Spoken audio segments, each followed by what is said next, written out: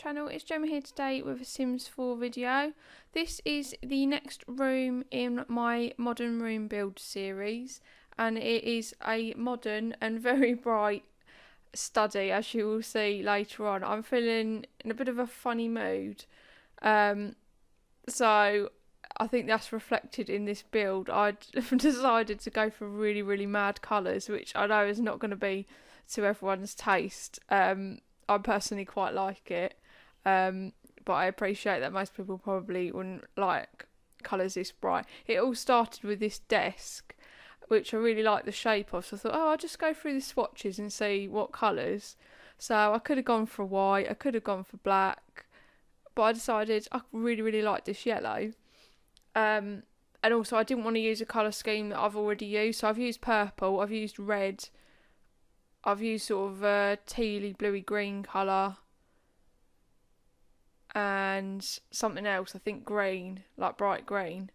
So I didn't want to reuse any of those colour schemes, so I thought, I haven't used yellow yet, we'll go with that. Then I found the desk chair and really liked the sort of the turquoisey blue colour, which I also think goes really nice with the yellow. So that is what started off my whole colour scheme for this build. So I put that in. I spent ages trying to find some shelves that looked right and were also big, because I wanted that whole wall to be covered with books, like a sort of a mini library. And there's no big shelves that look modern, so I went for these ones, and they also were in the blue colour, so I thought, yeah, I'll go with that. Left them there for a while, and the more I looked at them, the more I hated them, because I think they look like they're made from really cheap plastic. And as you can see, as I tried to delete them there, I accidentally deleted the room as well. So in the end, I settled for these big wooden ones. And they look alright. I don't love them, but they were sort of the best option. I do later on change them for a darker wood, which I think makes them look a little bit more expensive. So this is when I started to get really mad with the colours. And put down the yellow and blue rugs, which I do really like. And then I wanted to do yellow and blue on the wall, so I experimented with that, and I was going to do one yellow wall and then the rest blue, and I was like, no, that is too crazy. So I left the yellow wall because I really quite liked that, and it was only a small section. I thought, I'll put a couple of blue stripes just to bring that colour in again, but not go too mad, she says.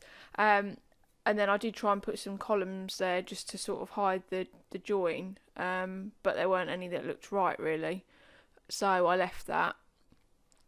I then thought that I'd put a couple of guitars in there, so it's sort of a music room as well as a study, just to put something a bit more in there, because there's not a lot of items really to put in a study. Then I wanted some end tables, and I quite liked these ones with drawers, so I thought the desk hasn't actually got any storage in it, so you could put all your files and notebooks and things in those sort of end table, dressing table type things. And then I really wanted a fishbowl in the corner, so I got that interesting sort of modern pedestal there to put that on. Then thought I'd put a stool in so that you could sit there and practice your guitar. I thought there was a mini fridge in the game, which is why I went into the fridge section, because I thought that'd be quite cool to have in a study, so you could just help yourself to a drink, but there isn't a mini fridge, so I abandoned that idea. Then put some little decorative items. I thought the skeleton looked quite cool. That's the sort of thing people tend to have in a study, especially if they're crazy enough to have this colour scheme. Put a nice blue sofa in as well, so you've got like a little reading area. Then I thought I'd add some clutter into it, so it looks like it's actually used as an office. So I stacked up some sort of box file things there using the 0 and 9 keys. I can't remember which one does what, but if you place something on the floor and use those keys, you can raise it up and down, which is also really handy for trying to put things on the shelves, which you'll see me do just about now. Also, you can hold down Alt, and that allows you to move shelves and paintings to anywhere on a wall rather than snapping to a particular point. So I put these little shelves up as well and put a few clutter items on those. As you can see on the desk, there's some files there as well. I think it just makes it look lived in and sort of not too neat, especially when you're going for a really modern look. It can end up looking sort of really minimalist. and like it's not really lived in. So I think the clutter items are really good for just adding some nice details. It's surprising how few things actually will fit on a shelf without having to use the 0 and 9 keys. So that's a little bit frustrating. Then I'm putting some pictures. I found these sort of certificates and I thought they looked quite cool.